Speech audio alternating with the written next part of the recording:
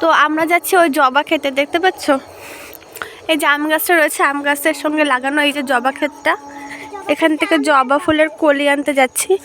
কারণ আমরা কালকে যাব একটু কালী মায়ের কাছে, কালী মঠে পুজো দিতে। ওইখানে আমরা ভাবছি যে জবা ফুলের মালা গেঁথে নিয়ে যাব ঠাকুরের জন্য, তাই এই জবা খেতে আসলাম। এই দেখো, এটা গাঁদা ফুল ক্ষেত, পুরো শুকিয়ে গেছে। আর ওই সামনে ওটা একটা সিম ক্ষেত। এগুলো সব আমাদেরই জমি, লোকের কাছে চাষ করতে দেওয়া আছে, ভাগে দেওয়া আছে, ভাগে চাষ করে ওরা, আমরা বছরে বছরে টাকা গুনি। এই সব আমার দাদুর জমি, যা খুশি নিয়ে যেতে পারি, কোনো ব্যাপারই না।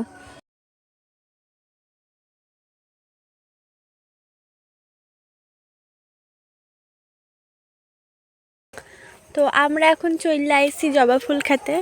এই দেখো কত জবা ফুল ফুটেও আছে।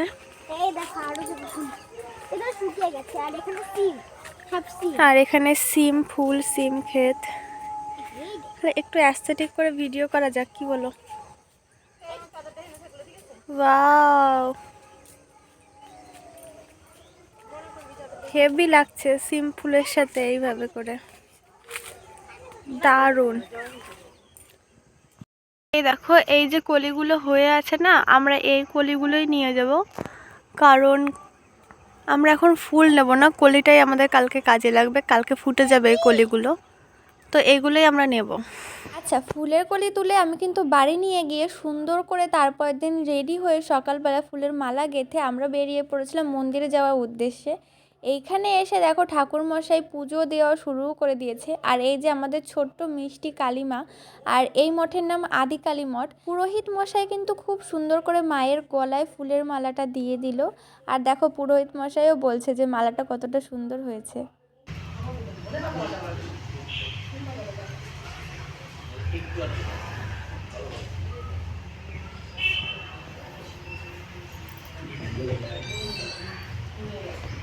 মায়ের অঞ্জলি দেওয়া কমপ্লিট। এরপর তোমাদের দেখাবো যে এখানে শুধুমাত্র কালী মায়ের নয়, আরও অনেক মন্দির রয়েছে। একটা জায়গার মধ্যেই অনেকগুলো মন্দির রয়েছে সমস্ত ঠাকুরের, অনেকগুলো ঠাকুরের নামও আবার আমি জানি না। তো চলো সমস্তটাই তোমাদেরকে দেখাবো।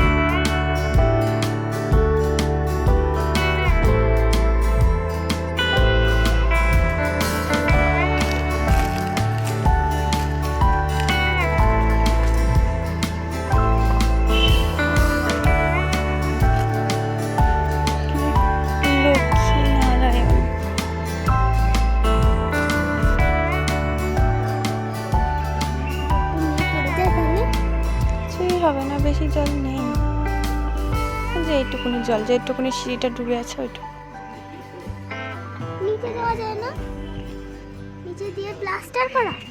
হ্যাঁ বল না দি।